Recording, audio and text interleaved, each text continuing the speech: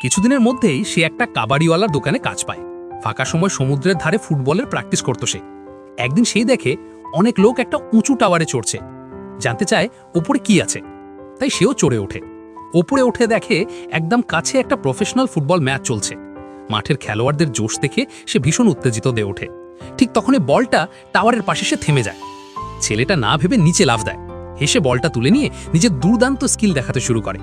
এই দৃশ্যটা এক ক্যামেরাম্যান ক্যামেরায় তুলে ফেলে।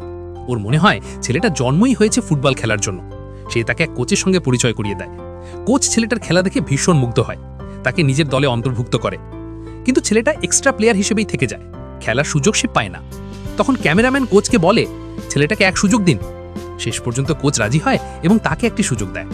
জার্সি পরে ছেলেটা মাঠে নামে আর সবাইকে নিজের অসাধারণ খেলা দেখিয়ে মুগ্ধ করে। সবশেষে এক দারুণ শট মেরে সে তার দলকে জয় এনে দেয়। সারা স্টেডিয়াম হাততালিতে গর্জে ওঠে।